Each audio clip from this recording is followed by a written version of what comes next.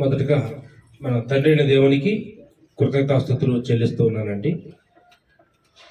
హాజరైనటువంటి నా తోటి సహోదరులకు సోదరిమణులందరికీ నా ప్రత్యేకమైన వందనాలు తెలియజేస్తూ ఉన్నాను. మరి ముఖ్యంగా ఈరోజు తన కుమార్తెకు నామకరణం దేవుని యొక్క పద్ధతిలో సంఘం మధ్యలో జరగాలని ఈ ప్రత్యేకమైనటువంటి కృతజ్ఞతా కూటాన్ని ఏర్పాటు చేసినటువంటి సూరిబాబు గారిని, సోదరి జ్యోతిని మనస్ఫూర్తిగా అభినందిస్తూ ఉన్నానండి. ఈ సమయంలో మనం ఒక మంచి పాఠాన్ని నేర్చుకుందామండి. దేవుడు కోరుచున్న మంచి పేరు ఏది అనే పాఠాన్ని ఈ సమయంలో ఆలోచించేద్దాం. దేవుడు కోరుచున్న మంచి పేరు ఏది? దేవుడు చాలా కోరుకుంటూ ఉంటాడండి. దేవుడు పేరుని కూడా కోరుకుంటాడా అంటే, దేవుడు పేరుని కూడా కోరుచు ఉన్నాడని బైబిల్ చెప్తా ఉంది.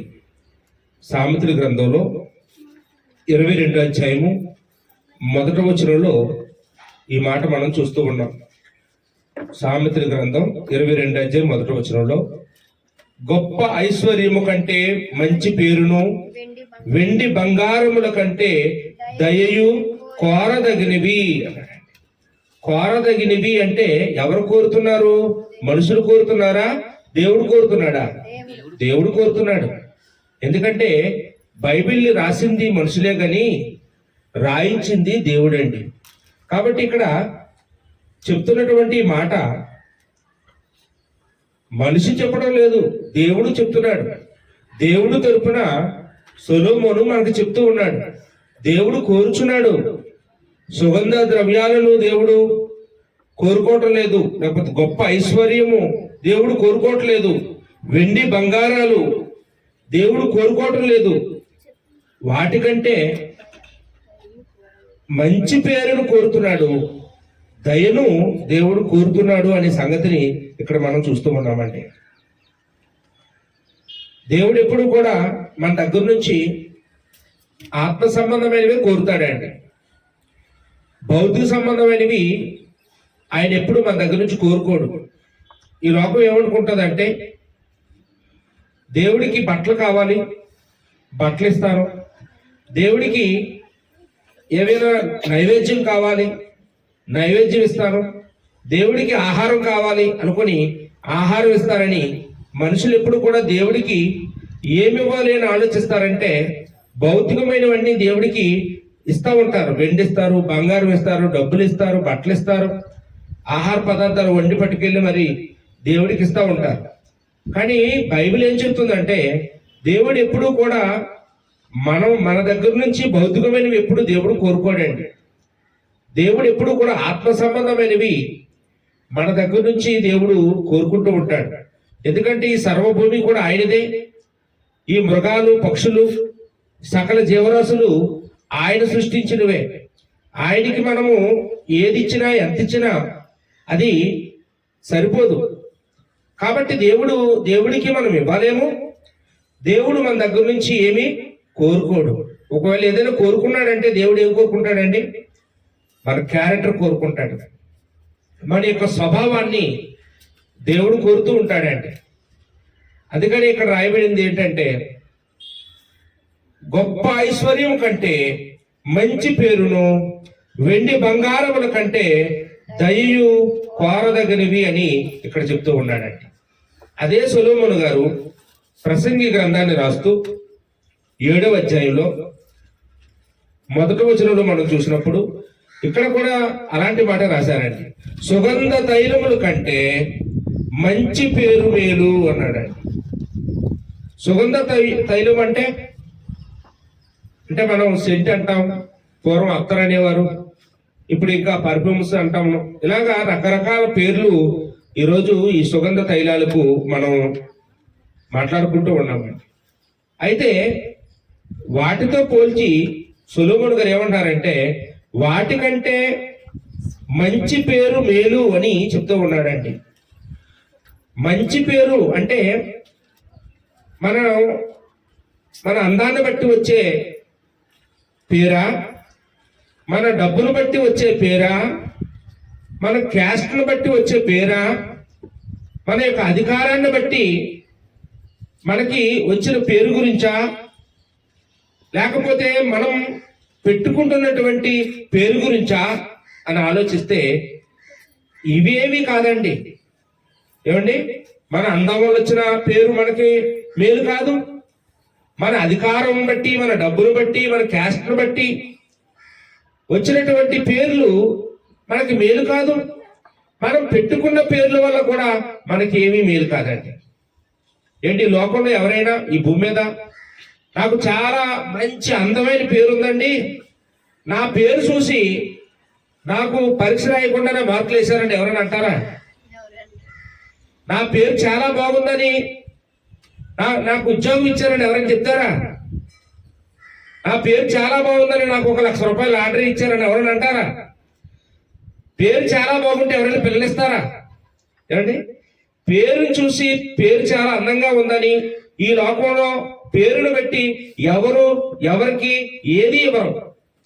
మరి ఇక్కడ సొలొమోను గారు మంచి పేరు మేలంటున్నాడు, సుగంధ తైలముల కంటే మంచి పేరు మేలంటున్నాడు. అంటే ఇవి మనం పెట్టుకున్న పేర్లు కాదు, ఇవి మనం పెట్టుకుంటే వచ్చిన పేరు కాదు, లేకపోతే మన దగ్గర ఉన్నటువంటి డబ్బును చూసి వచ్చిన పేరు కాదు, మన కులాన్ని బట్టి మనకి వచ్చిన పేరు కాదు. ఈ పేరు మనం సంపాదించుకున్న పేరు. మనం సంపాదించుకున్న పేరు గురించి ఇక్కడ మాట్లాడుతూ ఉన్నాడండి. ఏమండి, మనం బైబిల్లో మనం చూసినప్పుడు దేవుడు మాత్రం ఖచ్చితంగా మనం సంపాదించుకున్నటువంటి పేరును బట్టే మనకి పరలోక రాజ్యం ఇస్తాడు, కానీ మనకున్నటువంటి పేరును బట్టి ఇవ్వడం, మనం పెట్టుకున్న పేరును బట్టి ఇవ్వడం.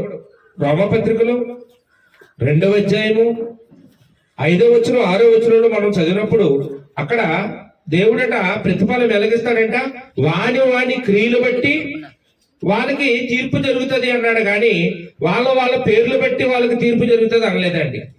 అదే నిజమైతే ఈ లోకంలో అందరూ కూడా బైబిల్లో ఉండే భక్తుల పేర్లన్నీ పెట్టేసుకుందరు. ఏమండి, ఆ పేరు పెట్టుకుంటే పరలోకి వెళ్ళిపోతాం అనుకుంటే అందరూ ఆ పేర్లే పెట్టేసుకుంటారు. అలాగా పేర్లు బట్టి పరలోక రాజ్యాన్ని దేవుడు ఇవ్వడు, క్రియలు బట్టే దేవుడు ఇస్తాడు అని దేవుని యొక్క గ్రంథంలో మనం చూస్తూ ఉన్నామండి. మొట్టమొదటిగా మనం చూసినప్పుడు బైబిల్లో మోషే అనే ఆయన గురించి కాసేపు మనం ఆలోచించేద్దాం. ఈ మోషే అనే పేరు ఆయనకి ఎలా వచ్చింది అంటే, ఫరో కుమార్తె అతను నీళ్లలో దొరికాడు కాబట్టి నీటి నుండి తీయబడినవాడు అనే అర్థం ఇచ్చేటటువంటి మోషే అనే పేరు అతనికి పెట్టిందండి. ఒక అన్య స్త్రీ మోషే అనే బాబుకి, తనకు దొరికినటువంటి బిడ్డకి నీటిలో దొరికాడు కాబట్టి ఇతను నీటి నుంచి వచ్చాడు అని చెప్పి మోషే అనే అర్థం ఇచ్చే పేరు పెట్టిందండి. ఇప్పుడు దేవుడు ఆయనకి లేకపోతే మోషే ఆయన ఏం సంపాదించుకున్నాడు అని మనం ఆలోచన చేస్తే, మోషే ఏమో గొప్ప పేరు సంపాదించుకున్నాడని బైబిల్ చెప్తా ఉందండి. సంఖ్యాకాండము 12వ అధ్యాయము 3వ వచనంలో చూస్తే, సంఖ్యాకాండం 12వ అధ్యాయం 3వ వచనంలో భూమి మీద ఉన్న వారందరిలో మోషే మిక్కిలి సాత్వికుడు అని పేరు సంపాదించుకున్నాడంట. ఏమండి, భూమి మీద ఉన్న వారందరిలో మిక్కిలి సాత్వికుడు అనే పేరు సంపాదించుకున్నాడంట అండి. సాత్వికుడు అంటే ఈరోజు మనం కూడా చాలా మందికి సాత్విక్ అని పేరు పెడుతుంటాం. సాత్విక్ అని పేరు పెట్టుకున్న వాళ్ళు కూడా సాత్వికం ఉండదు, కానీ మోషే అనే పేరు పెట్టుకున్న వారిలో సాత్వికం ఉందండి. ఎలా వచ్చింది? ఒకవేళ అతని దగ్గర ఏమీ లేకపోవడం వల్ల అందరికీ లోబడిపోయాడేమో అనుకుంటామేమో మనం, కానే కాదండి. మోషే 40 సంవత్సరాలు ఐగుప్తులో సకల విద్యలు నేర్చుకున్నాడంటే అండి. సకల విద్యలు అంటే ఆయనకి రాని భాష లేదు, ఆయనకి తెలియని పని లేదు. సకల శాస్త్రాలను ఆయన అవసోకరం పెట్టాడు. చిన్నప్పటి నుంచి కూడా ఏమండి ఎన్నో మాస్టర్ డిగ్రీలు ఆయన సంపాదించిన వాడు అని అర్థం. ఏమండి, మహారాజుగా పెరిగాడండి, మహాజ్ఞానవంతుడు, సమస్తము తెలిసిన వాడు. ఈరోజు మన పిల్లలు చూడండి, ఒకవేళ 10th క్లాస్లో కానీ బాగా స్కూల్ పోస్ట్ వచ్చారనుకోండి, లేకపోతే స్టేట్ పోస్ట్ వచ్చారనుకోండి, ఇంకా వాళ్ళు ఏమండి ఇంకెవరికి ఏం తెలియదు, నాకే అంతా తెలుసు అనుకుంటారండి. ఒకళ్ళు పొరపాటున త్వరగా చిన్న వయసులో ఉద్యోగం కొట్టేసాడు అనుకోండి, ఇంకా నా అంతటో లేడంటాడు. ఏమంటే ఎందుకంటే ఏదో ఒక చిన్న టాలెంట్ ఉంటే, ఈరోజు పిల్లలు ఎక్కడ పెద్దవాళ్ళ మాట వినటం లేదు. మాకంతా తెలుసు, మాకు మహా జ్ఞానవంతులు అని విర్రవీగుతూ ఉన్నవారిని మనం చూస్తూ ఉన్నాం. కానీ మోషే మరి ఐగుప్తులో సకల శాస్త్రాలు నేర్చుకుని అంత గొప్ప పండితుడై ఉండి ఆయన ఎలాగ మార్చుకున్నాడు, ఎలా తగ్గించుకున్నాడు? ఏమండి అది ఆలోచిస్తే మామూలుగా చిన్న విషయం కానే కాదండి. దేవుడు అంటాడు ఆయన గురించి హెబ్రీ పత్రికలో 11వ అధ్యాయంలో, ఈయన నా ఇల్లంతటిలో నమ్మకస్తుడు అని. దేవుడి దగ్గర కూడా మంచి పేరు సంపాదించుకున్నాడు. ఇల్లంతటిలో నమ్మకస్తుడు అంటే ఇశ్రాయేలీయుల్లో ఇతడే నమ్మకస్తుడు. భూమి మీద ఉన్న వారందరిలో మిక్కిలి సాత్వికుడు అని మోషే గురించి రాయబడ్డం మనం చూస్తూ ఉన్నామండి. ఆయన ఎంత సాత్వికుడు అంటే, ఆయన ఎంత నమ్మకస్తుడు అంటే, ఆయన సొంత అన్నయ్య అహరోను, సొంత అక్క మిరియాము, వాళ్ళిద్దరూ కూడా ఒకనొక సందర్భంలో మేమెక్కడ తక్కువ నువ్వెక్కడ ఎక్కువ అని చెప్పి, నీకంటే వయసులో మేమే పెద్దవాళ్ళం, మా మాట నువ్వు వినాలి, నీ మాట మేము వినేది ఏంటని వాళ్ళు తిరుగుబాటు చేశారండి. మేము కూడా గొప్పవారమేనని వాళ్ళు మోషే మీద తిరుగుబాటు చేశారు. అలాంటప్పుడు కూడా ఏమండి ఇక మోషే ఎంతో సాత్వికంగా వాళ్ళతో వ్యవహరించాడు. దేవుడు వాళ్ళని చంపేస్తానన్నప్పుడు, దేవుడు వాళ్ళకి కుష్ఠరోగాలు రప్పించినప్పుడు దేవుడిని బ్రతిమలాడుకున్నాడు, నా అక్కని నా అన్నయ్యని రక్షించు, వాళ్ళు శిక్షించొద్దు, వాళ్ళు క్షమించు అని ఎంతగానో మోషే మాట్లాడడం అనేది ఇక్కడ మనం చూస్తూ ఉన్నామండి. మోషే ఎంత గొప్ప సాత్వికుడో, ఎంత నమ్మకస్తుడో మనకు తెలియాలంటే మరొక ఉదాహరణ మనం చూడొచ్చండి. మోషే ఇశ్రాయేల్ ప్రజల్ని విడిచిపెట్టి ధర్మశాస్త్రాన్ని తీసుకురావడం కోసం ఒక 40 రోజులు సీనాయి కొండ మీద ఉండవలసి వచ్చింది. మోషే వచ్చేటప్పటికి 40 రోజులు పట్టింది. ఈ 40 రోజుల్లో ఇశ్రాయేల్ జనాంగం అహరోనుని ప్రేరేపించి, మా కోసం ఒక దూడబొమ్మను తయారు చేయి, మాకు దేవుడు కావాలి, మమ్మల్ని తీసుకొచ్చింది ఈ దూడబొమ్మే అని చెప్పి దూడబొమ్మను తయారు చేయించుకున్నారండి. ఏమండి ఒకసారి ఆలోచించండి, 40 రోజులు ఇశ్రాయేల్ జనాంగాన్ని భరించలేక అహరోను ఏం చేశాడండి, వాళ్ళు చెప్పిన పనిని చేసేసాడు. వాళ్ళతో ఏగలేకపోయాడు, వాళ్ళు తిట్లు భరించలేకపోయాడు, ఓర్చుకోలేక చిరాకు పడిపోయి ఆ దూడబొమ్మను తయారు చేసేసాడండి. మరి ఇశ్రాయేల్ ప్రజలతో మోషే ఎన్ని సంవత్సరాలు నడిచాడండి అరణ్యంలో? 40 సంవత్సరాలు. 40 సంవత్సరాలు మోషే వారితో ఉన్నాడు. ఒక్క 40 రోజులు మాత్రమే అన్నీ కప్పచెప్పి వెళ్ళాడు. 40 సంవత్సరాల్లో మోషే ఎప్పుడైనా దూడబొమ్మను చేశాడా? ఇశ్రాయేల్ ప్రజలు మోషేతో దూడబొమ్మను చేయించగలిగారా? లేదండి. చూసారండి మోషేకి ఎంత ఓర్పు ఉందో. ఆయన వాళ్ళ సొలుగులన్నీ భరించాడు, కానీ ఎన్నడూ కూడా దేవుడికి వ్యతిరేకమైన పనులు చేయలేదండి. కానీ 40 రోజులు తట్టుకోలేకపోయాడు అన్నయ్య అహరోను. వాళ్ళు చెప్పినవన్నీ చేసేసినట్టుగా మనం చూస్తున్నామండి. అందుకే దేవుడు అతనికి ఏమని పేరు పెట్టాడండి, ఇతడు భూమి మీద ఉన్న వారందరిలో మిక్కిలి సాత్వికుడు, నా ఇల్లంతటిలో నమ్మకస్తుడు అని మోషే గురించి మాట్లాడడం అనేది కూడా మనం ఇక్కడ చూస్తూ ఉన్నామండి. అందుకని మోషే ఆయన మరణించినప్పుడు ఇశ్రాయేల్ సమాజం అంతా కూడానట 30 రోజులు వాళ్ళు అంగలార్చారని బైబిల్లో రాయబడిందండి. ద్వితీయోపదేశకాండము 34వ అధ్యాయము 8వ వచనంలో, ద్వితీయోపదేశకాండము 34వ అధ్యాయం 8వ వచనంలో, మోషే చనిపోయినప్పుడు ఇశ్రాయేల్ ప్రజలు 30 దినాలు ఏడ్చారని ఇక్కడ మనం చూస్తూ ఉన్నామండి. ఈరోజు మనం చాలా మంది రాజకీయ నాయకులు గొప్పవారు చనిపోయినప్పుడు ఏంటో వాళ్ళ గురించి కూడా మనం ఏడుస్తూ ఉన్నాం. వైఎస్ రాజశేఖర రెడ్డి గారు మరణించినప్పుడు 4 రోజులు ఏమంటే రాష్ట్ర ప్రజలందరూ కన్నీటి పర్యంతం అయ్యారని పేపర్లో రాశారండి. రాజీవ్ గాంధీ గారు చనిపోయినప్పుడు ఒక రోజంతా దేశమంతా కన్నీళ్లు పెట్టుకున్నారని మనం చదివామండి. ఈరోజు కొంతమంది ముఖ్య నేతలు చనిపోయినప్పుడు వాళ్ళ గురించి అధికారంలో ఉన్న వాళ్ళందరూ ఏమంటారంటే, వాళ్ళ ఆత్మశాంతి కోసం మనం 2 నిమిషాలు మౌనం పాటిద్దాం అంటారండి. ఏమంటే 2 నిమిషాలే ఎక్కువ. ఇంకా కొంతమంది అంటారు 1 నిమిషం వాళ్ళ గురించి మౌనం పాటిద్దాం. వాళ్ళకి 1 నిమిషమే ఎక్కువ. కానీ మోషే గురించి ఎన్ని రోజులు ఏడ్చారండి సర్వ సమాజం కూడా? 30 దినాలు. అంటే 30 దినాలు మోషేని మర్చిపోలేక ఏడ్చుకొని కూర్చున్నారు. అంటే మోషే సంపాదించిన పేరండి అది, మోషే సంపాదించుకున్న కీర్తి అదేనండి. ఈరోజు ఒకవేళ మనం కానీ లేకపోతే మన కుటుంబ సభ్యులు ఏడుస్తారండి. ఎన్ని రోజులు ఏడుస్తారు? బా దరిద్రం పోయింది, భలే చనిపోయాడు, ఇంక ఈ రోజు నుంచి మా హ్యాపీ అనుకుంటున్నారండి. ఇప్పుడు కాలంలో ఉండేవాళ్ళు ఎప్పుడు పోతాడా, ఎప్పుడు మంచం వదులుతాడా అని ఎదురు చూస్తుంటారండి. కారణం ఏంటి? ఉన్నంత కాలం వాళ్ళకి మన వల్ల మనశ్శాంతి లేకపోవడం వల్ల మనం ఎప్పుడు పోతామా అని ఎదురు చూస్తుంటారు. కానీ మనకు మంచి పేరు లేకపోవడం వల్ల, మనం మంచి పేరు సంపాదించుకోకపోవడం వల్ల మన ఊరు వాళ్ళందరూ మనం ఎప్పుడు పోతామా అని చూస్తుంటారండి. ఒకవేళ మనమే మంచి పేరు సంపాదించుకుంటే మన గురించి మోసేలాగా బాధపడతారా? బాధపడరండి, ఖచ్చితంగా బాధపడతారు. అందువల్ల మనం చచ్చే లోపల మనల్ని అభిమానించే ఏమండి మన గురించి దుఃఖించేటటువంటి, మన గురించి బాధపడేటటువంటి ఒక నలుగురినైనా మనం సంపాదించుకోవాలండి. నలుగురి దగ్గరైనా మనం మంచి పేరు తెచ్చుకోవాలని మన పెద్దలు మనకి చెప్తా ఉంటారు. ఏమండి ఇక రెండో వ్యక్తిగా మనం చూసినప్పుడు దావీదు గురించి కూడా మనం ఒక నిమిషం ఆలోచించేద్దామండి. దావీదు గురించి మనం ఆలోచన చేస్తే ఈరోజు వీధికి 10 మంది దావీదులు ఉంటున్నారు. ఏమండి ప్రతి చర్చిలోనూ దావీదు అనే పేరు కలిగిన వాళ్ళు చాలా మందిని మనం చూస్తూ ఉన్నామండి. మీరు స్టువస్టపురం దొంగల గురించి వినే ఉంటారు. ఆ స్టువస్టపురం దొంగలంటే పెద్ద పెద్ద దేవాలయాలు కూడా బద్దలు కొట్టి దొంగతనాలు చేసినటువంటి గొప్ప నేరస్తులండి వాళ్ళు, మంచి డకాటాలు వాళ్ళు. అందులో వాళ్ళందరికీ ఒక నాయకుడు ఉన్నాడండి. ఆ దొంగల ముఠ నాయకుడి పేరు ఏంటో తెలుసా అండి?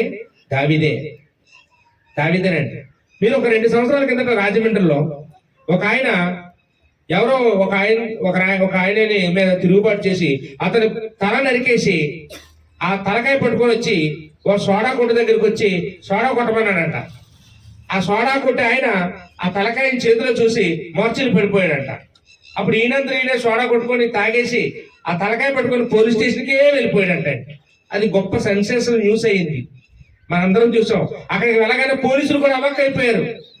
ఏంటి ఇలా చేశాడు, ఏంటి నరికేసి ఇలా పట్టుకొని వచ్చాడండి ఇక్కడ. కానీ ఆయన పేరేంటో ఆయన అడిగారంట. రాసుకోండి, నేనే చంపాను, రాసుకోండి నా పేరు అన్నాడంట.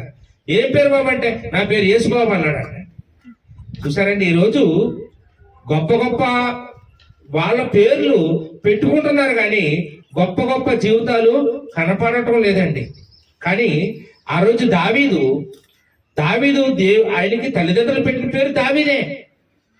కానీ ఆ దావీదు అనే పేరునే సంపాదించుకోలేదు, ఆయన గొప్ప పేరును సంపాదించుకున్నాడండి. దేవుడి దగ్గర గొప్ప పేరు సంపాదించుకున్నాడు, మనుషుల దగ్గర గొప్ప పేరు సంపాదించుకున్నాడని బైబిల్ చెప్తా ఉంది. అపోస్తల కార్యములు 13:22 ఇక్కడ దావీదు గురించి దేవుడు చెప్పినటువంటి ఒక మంచి పేరు ఇక్కడ రాయబడిందండి. అతడు నా ఇష్టానుసారుడైన మనుష్యుడు, నా ఉద్దేశములను నెరవేర్చువాడు. కాబట్టి ఈరోజు మనం మన పిల్లల గురించి చెప్తాం. నా పిల్లలంటే నాకు చాలా ఇష్టం అండి, నా భార్య అంటే చాలా ఇష్టం అండి, మా అమ్మ అంటే ఇష్టం అండి, మా నాన్న అంటే ఇష్టం అండి. కానీ దేవుడికి ఎవరంటే ఇష్టం అంట? దావీదంటే ఇష్టం అంట. అతడు అంటే నాకు చాలా ఇష్టం, అతడు నా హృదయానుసారుడు, అతడు నా గుండెకాయ లాంటి వాడు అని ఇక్కడ దేవుడు దావీదు గురించి గొప్పగా మాట్లాడడం అనేది మనం చూస్తూ ఉన్నామండి. ఏం చేశాడండి దావీదు దేవుడికి? ఏం చేశాడో తెలుసా? ఆయన దేవుణ్ణి దూషిస్తున్నటువంటి గొలియాతును చంపడానికి ధైర్యంగా నిలబడ్డాడండి, శక్తి లేకపోయినా.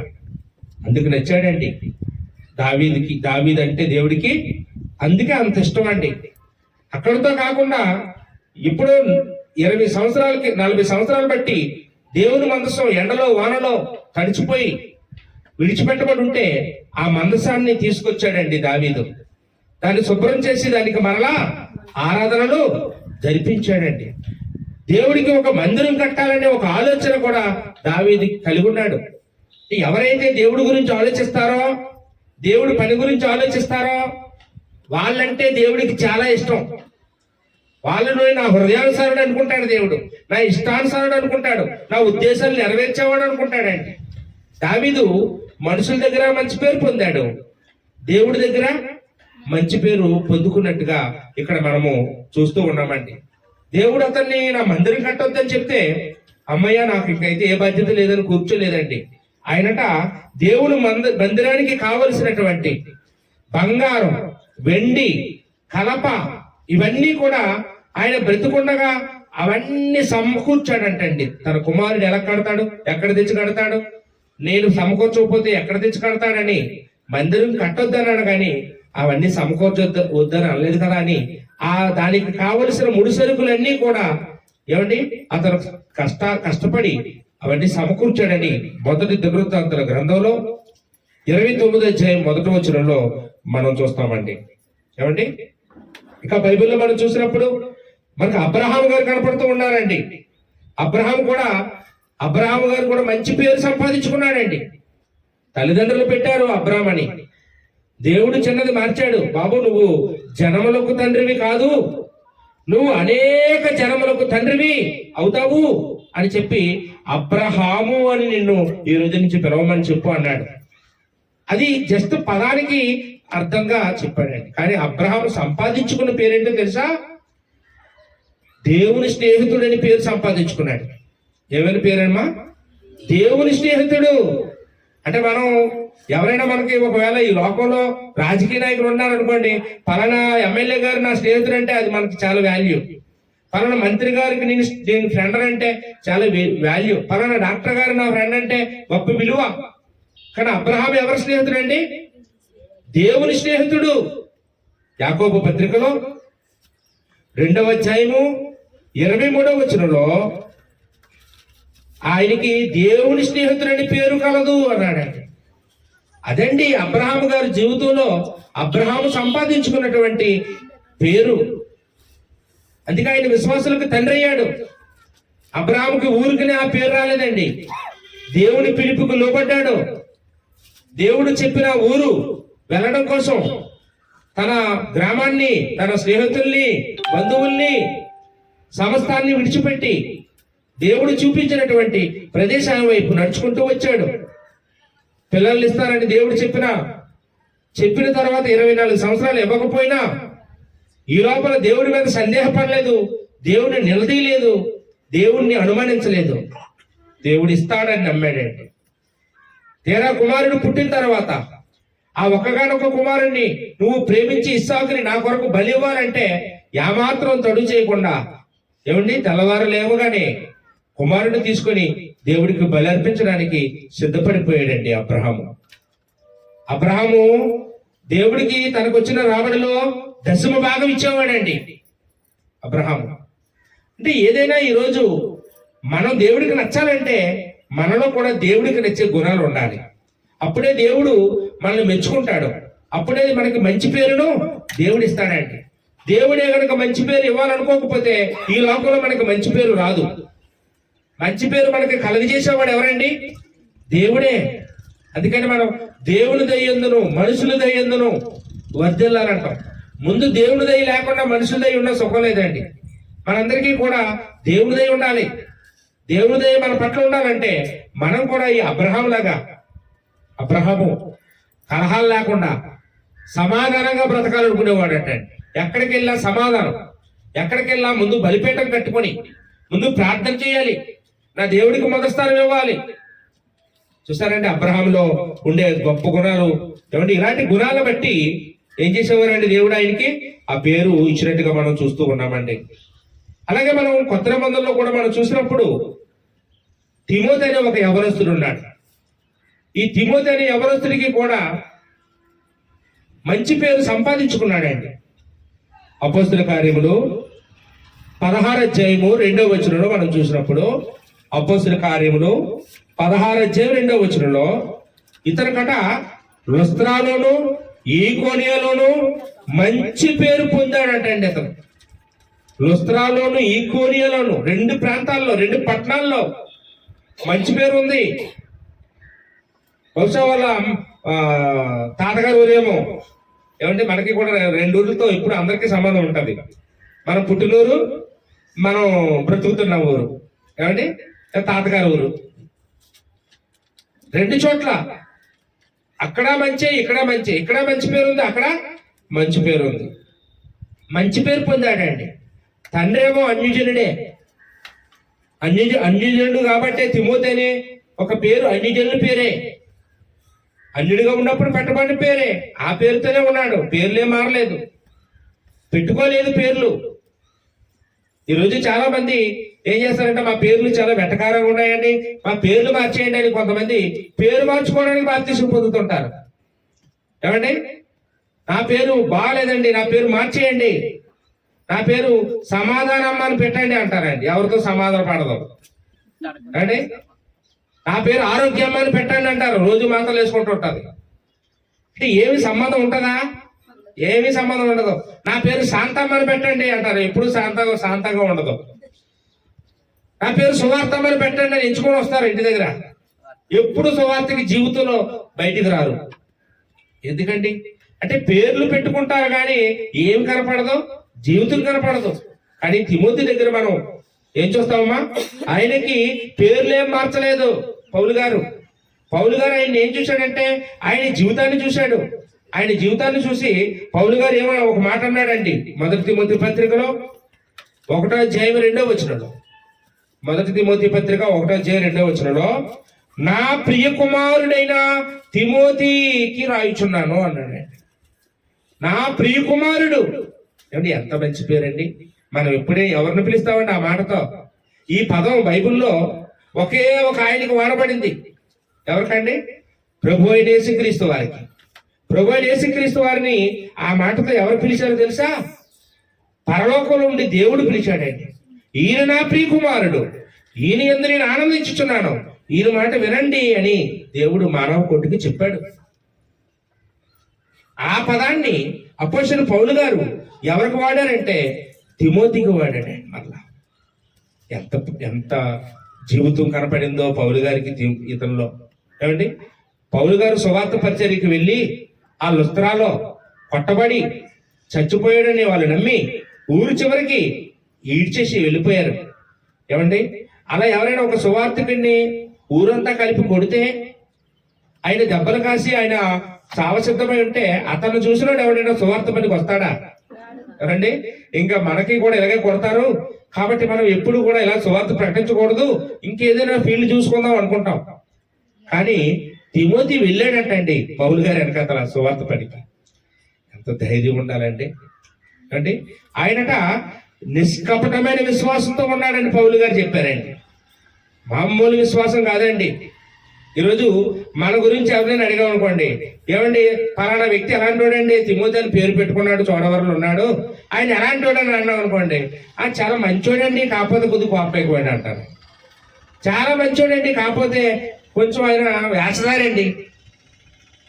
చాలా మంచోడండి కాకపోతే కానీ ఆయన పిసినారుడండి.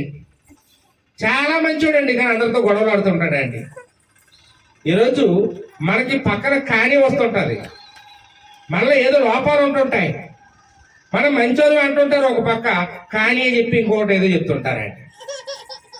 చాలా మంచోడండి చర్చికి రాడండి.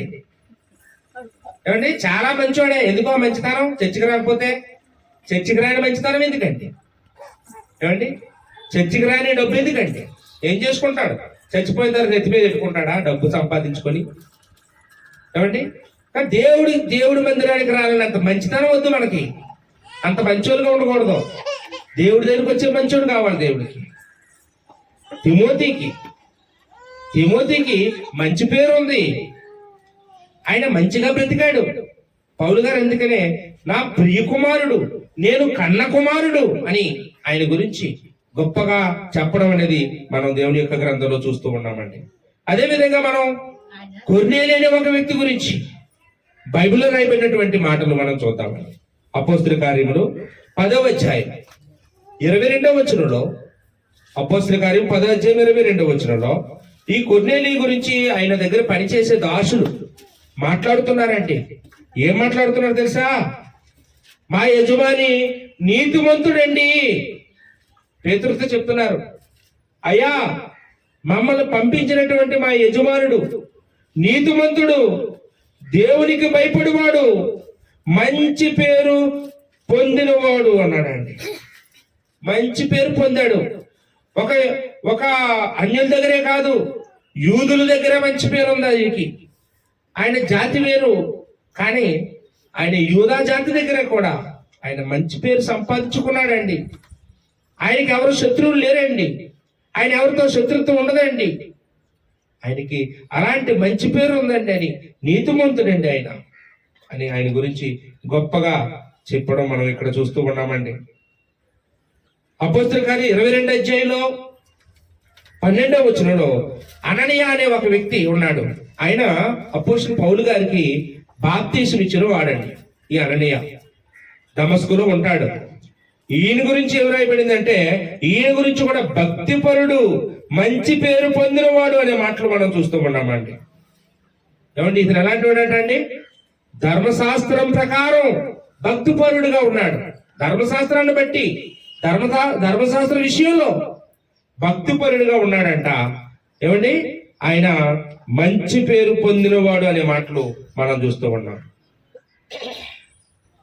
అపోస్తలులు సంఘం స్థాపించిన తర్వాత సంఘంలో మొట్టమొదటిగా కలహాలు వచ్చినప్పుడు, భోజనాల దగ్గర వివాదాలు వస్తున్నాయని ఈ భోజనాల బాధ్యత ఒక 7 పరిచారకులకి అప్పగించి, మేము వాక్యం చెప్పడానికి మేము ఇంకా ఇక్కడ నుంచి ప్రత్యేకింపబడతామని అపోస్తలులు నిర్ణయం తీసుకున్నప్పుడు 7 పరిచారకుల్ని ఎన్నుకున్నారండి.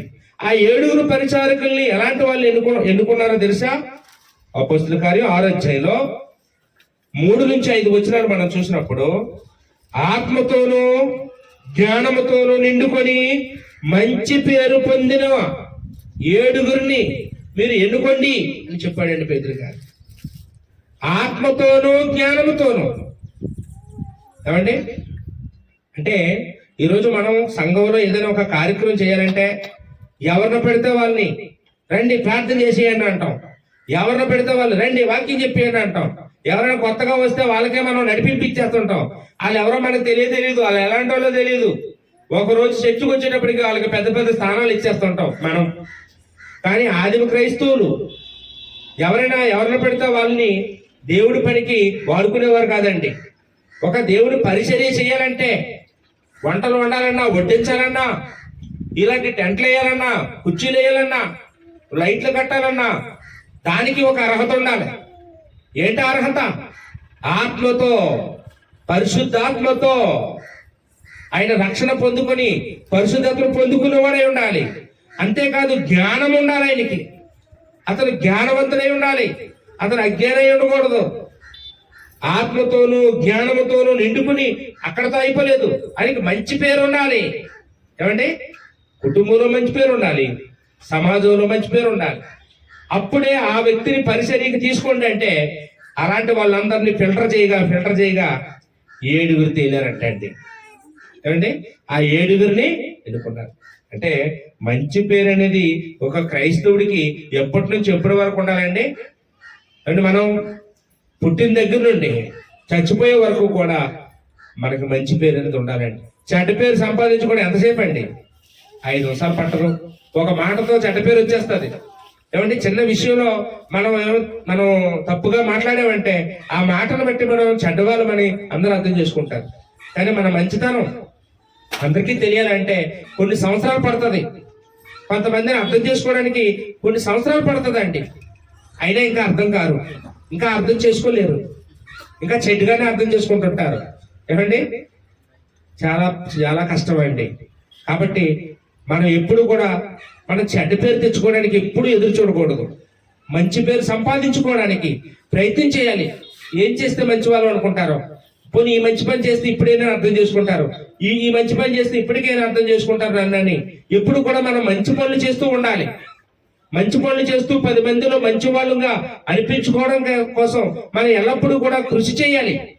అదేదో అనుకోకుండా రాదండి. మన డబ్బు చూసో, మన ఎత్తు చూసో, అందం చూసో, కులం చూసో మనకు వచ్చే పేర్లు అయ్యేంత ముఖస్థుతి కోసం మాట్లాడేవి అది కాదండి. మనల్ని వెనకెట్టుకొని మన గురించి మంచిగా మాట్లాడుకునేటట్లుగా మనందరం కూడా ఏం చేయాలమ్మా? మనం బ్రతకాలని ఇక్కడ మనం ఆలోచన చేస్తూ ఉన్నామండి.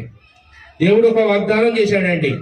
జెఫన్యా గ్రంథంలో 3వ అధ్యాయము 19వ వచనంలో, జెఫన్యా గ్రంథం 3వ అధ్యాయం 19వ వచనంలో, నేను నీకు మంచి పేరు కలుగు చేతును అన్నాడండి.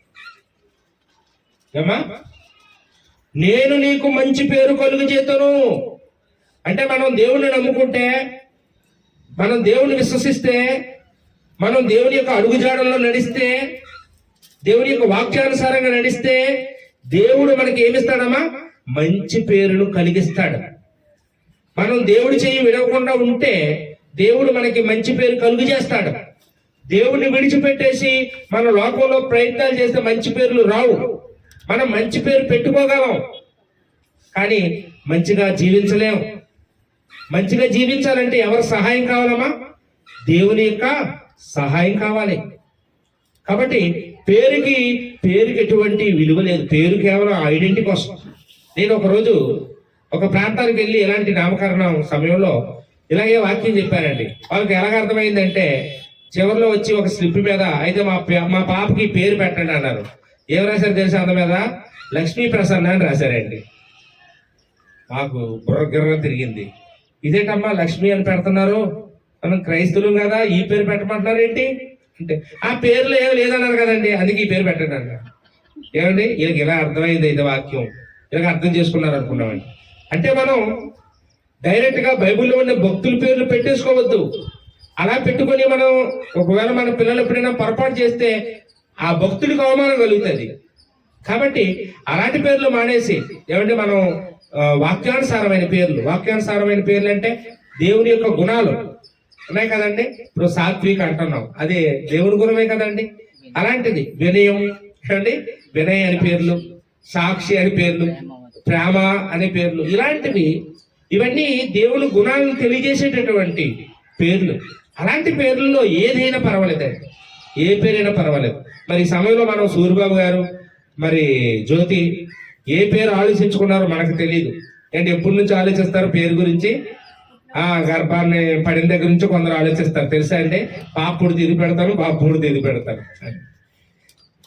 వాళ్ళు ఎప్పటి నుంచి ఆలోచించుకున్నారు? పుట్టిన దగ్గర నుంచి ఆలోచిస్తున్నారు. ఇది ఎన్నో నెల అమ్మా? 3వ నెల, 5వ నెల. అమ్మో, 5వ నెల, 5 నెలగా ఆలోచిస్తున్నారండి. ఈరోజు మనం ఆ పేరేంటో తెలుసుకుందాం. మనందరం కూడా ఆ పేరుతో ఆ బిడ్డని వర్ధిల్లేటట్లుగా మనందరం కూడా మనం ప్రార్థన చేద్దామండి. ఓపిక వాక్యం మీ అందరికీ వందనాలు చెల్లించుకుంటూ ముగిస్తున్నానండి.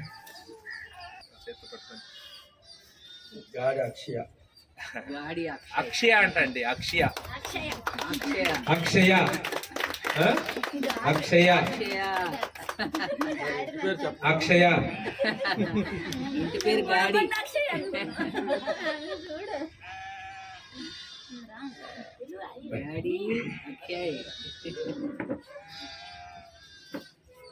చాలా బాగుందమ్మా, మంచి పేరు పెట్టుకున్నారు. అక్షయ అంటే పేరు అంటే క్షయం కానిది అని, ఎప్పటికీ నిలిచుండేది అని. మంచి గుణం, దేవుని గుణం. చాలా సంతోషం. వందనాలమ్మా.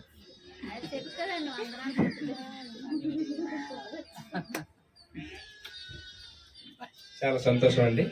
మరి ముగింపు ప్రార్థన సహోదరుడు. పాపకి తల్లిదండ్రులు అక్షయ అని పేరు పెట్టారు. అక్షయ అనగా నిరంతరం ఉండే పేరు, నిరంతరం నిలిచి ఉండే పేరు. ఈ భూమి మీద పేర్లన్నీ పోతాయి, కానీ నిలబడేది ఆ పేరు. కాబట్టి నిలబడాలి అంటే పాపకు పేరు పెట్టారు. ఆ పేరుకి తగ్గ ఆమెను పెంచాలి.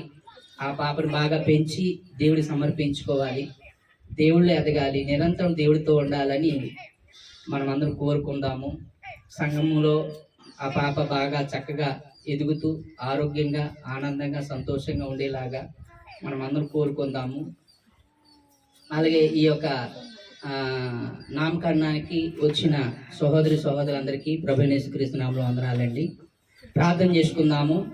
ప్రార్థన చేసుకొని ఇంతటితో ఈ కార్యక్రమాన్ని ముగించుకుందాం. మమ్ములను అతి మిక్కిలిగా ప్రేమించిన మా ప్రియ పరలోకపు తండ్రి, నీ పరిశుద్ధమైన నామానికి, ఘనమైన నామానికి, శ్రేష్టమైన నామానికి మరొకసారి ఈ సమయాన్న ఇలా కూడుకొని సంఘం ద్వారా, కుటుంబం ద్వారా ఇలా కూడుకొని మీకు కృతజ్ఞత తెలియపరుచుకుంటూ ఉన్నాము. నాయన, ఈ భూమి మీద మేము బ్రతకాలని, మీ కుమారులుగా కుమార్తెలుగా బ్రతకాలని మీరు మాకు ఆయుష్ ఇచ్చారు, ఆరోగ్యం ఇచ్చారు, బలాన్ని ఇచ్చారు, శక్తిని ఇచ్చారు. మమ్మల్ని పోషిస్తున్నారు, సంరక్షిస్తున్నారు. నాయన, మా చుట్టూ నాయన మీ యొక్క కంచె వేసి మమ్మల్ని కాపాడుతూ ఉన్నారు. అందరం పెట్టి మీకు కృతజ్ఞత తండ్రి. నాయన, ఇదే నాయన మా సోదరుల ద్వారా నాయన తండ్రి, ఈ భూమి మీద మనుషులు పెట్టిన పేరు కాదు కానీ నాయన నువ్వు కోరుకున్న పేరు ఎల్లప్పుడూ నిలిచి ఉండాలని, నిలిచి ఉంటుందని నాయన తెలియపరిచారు. మంచి పేరు సంపాదించుకోవడము చాలా కష్టమని, ఈ లోకంలో అన్నీ సంపాదించుకోవచ్చు కానీ మంచి పేరు సంపాదించుకోవడం చాలా కష్టమని, అది అందరూ సంపాదించుకోవాలని మీరు కోరుకుంటున్నారని సోదరులు మాకు తెలియపరిచారు. సోదరుల ద్వారా మాతో మాట్లాడినందుకు మీకు కృతజ్ఞత తండ్రి. నాయన, పాపకి ఈరోజు తండ్రి తల్లిదండ్రులు ఇద్దరు ఆలోచించి నాయన సేవకుల ద్వారా కలిసి ఆలోచించి, కుటుంబం అంతా కలిసి ఆలోచించి అక్షయాన పేరు అనేది పెట్టి ఉండగా ఆ పేరును పెట్టి నాయన నువ్వు మహింపరచబడతావని నమ్ముతూ ఉన్నాము. ఆ పాప బ్రతికినంత కాలము నీ నామాన్ని మహింపరచడానికి, ఘనపరచడానికి, స్తుతించడానికి, నీ నామాన్ని తండ్రి గొప్ప చేయటానికి సహాయం చేయను నాయన. ఆ పాప ద్వారా నాయన, అలాగే ఉదయ ద్వారా, ఆ కుటుంబం ద్వారా మీరు మహింపరచబడతారని నమ్ముతూ ఉన్నాము. మరి ముఖ్యంగా నాయన, సంఘ సభ్యుల మధ్య, అలాగే కుటుంబీకుల మధ్య, సేవకుల మధ్య, సభ్యుల మధ్య ఈరోజు నామకరణం చేయడం జరిగింది నాయన. నీ చిత్తమైతే తండ్రి ఈ కార్యం అంతటినీ నాయన తండ్రి క్రమంగా మర్యాదగా జరగటానికి సహాయం చేశారని మేము నమ్ముతూ ఉన్నాము నాయన. నీ చిత్తమైతే మా మధ్య పాప నాయన ఎదుగుతూ ఉండగా నాయన తండ్రి మేమందరము కూడా నాయన మంచిగా బ్రతికేటట్టుగా, ప్రోత్సహించేటట్లుగా సహాయం చేయను నాయన. మేము బ్రతికినంత కాలము, మేము జీవించినంత కాలము, ఈ భూమి మీద ఉన్నంత కాలము నాయన మంచి పేరు సంపాదించుకోవడానికి కృప చూపండి, సహాయం చేయను నాయన.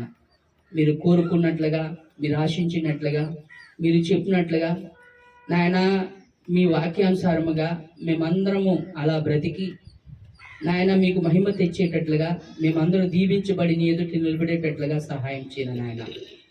నాయన, నీ చిత్తమైతే సూరుబాబును, జ్యోతిని, వారికి ఇచ్చిన ఇద్దరు బిడ్డల్ని దీవించి ఆస్వాదించండి.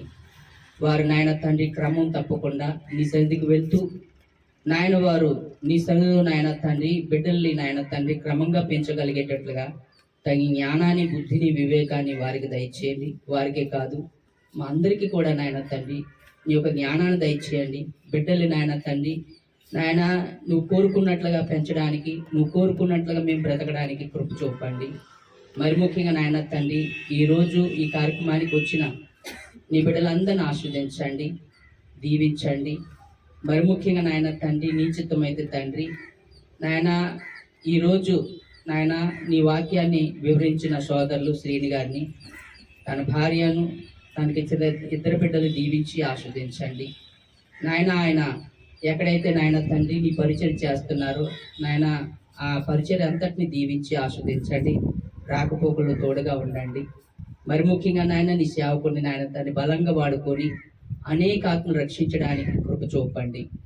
మరి ముఖ్యంగా నాయన తండ్రి ఆయన ద్వారా నాయన అనేకులకు తండ్రి నీ వాక్యాన్ని వివరిస్తున్నారు, అనేకులతో మీరు మాట్లాడుతున్నారు నాయన. ఆ మాటలు విన్న వారందరూ కూడా తండ్రి స్పందించి నాయన గ్రహించి అంగీకరించిన వాటి చొప్పున నాయన వారు మంచి నిర్ణయాలు తీసుకొని బ్రతికేటట్లుగా కృప చూపమని వేడుకుంటూ ఉన్నాము. మరి ముఖ్యంగా నాయన నీ చిత్తమైతే తండ్రి సంఘాన్ని ఆస్వాదించండి నాయన. సంఖ్యలో నాణ్యతలు ఎదగటానికి సహాయం చేయండి. ఈ కుటుంబాన్ని ఆస్వాదించండి. ఈ కుటుంబం ద్వారా తండ్రి అనేక కార్యక్రమాలు జరిపిస్తున్నారు నాయన. అనేక కార్యక్రమాలు జరుగుతూ ఉన్నాయి తండ్రి. ఈ గృహంలో జరుగుతున్న ప్రతి కార్యం ద్వారా ఈ యొక్క చుట్టుపక్కల ఉన్న వారందరికీ వాక్యాన్ని వినిపిస్తున్నారు నాయన. వీరు ఎంతైతే నాయన తండ్రి ప్రయాసపడుతున్నారో ఆ ప్రయాసకి తగ్గ నాయన మీ యొక్క దీవెన, ఆశీర్వాదాలు కుటుంబై కురిపించండి నాయన. చంద్రామను దీవించండి, ఆస్వాదించండి. ఆరోగ్యాన్ని, బలాన్ని, శక్తిని దయచేయండి. అలాగే నాయన రాజరత్నాన్ని, తన భార్యను, తనకిచ్చిన బిడ్డను దీవించి ఆస్వాదించండి. ఇక్కడ చేరిన ప్రతి ఒక్క బిడ్డను పేరు పేరు దీవించి ఆస్వాదించండి. మేమందరము తండ్రి ప్రేమలోను ఐక్యతలోను నాయన తండ్రి మేమందరము నాయన తండ్రి సహవాసంలోను నాయన మంచి పేరు సంపాదించుకున్నట్లోను వర్ధిల్లేటట్టుగా కృపచూపమని వేడుకుంటూ ఈ కార్యమంతటిని నాయన తండ్రి మీరు నాయన నడిపించడానికి నాయన తగిన జ్ఞానాన్ని మా అందరికి ఇచ్చినందుకు మీకు కృతజ్ఞతాస్తుతులు చెల్లిస్తూ నీ కృప కాపుదల సమాధానము మాకు ఎల్లప్పుడూ దయచేయమని వేడుకుంటూ అలాగే యూట్యూబ్ ద్వారా తండ్రి వింటున్న నాయన ప్రేక్షకులందరినీ అలాగే నాయన వాక్యాన్ని వింటున్న ప్రతి ఒక్కరిని పేరు పేరున ఆస్వాదించమని వారి బిడ్డలు వారి కుటుంబాలు స్థానిక సంఘాల్ని నాయన దీవించి ఆస్వాదించమని మా ప్రభు మా రక్షకుడైన యేసు పరిశుద్ధ నామములో ఈ ప్రార్థన అడిగి వేడుకొనిచున్నాము తండ్రి ఆమేన్. అందరికి వందనాలు.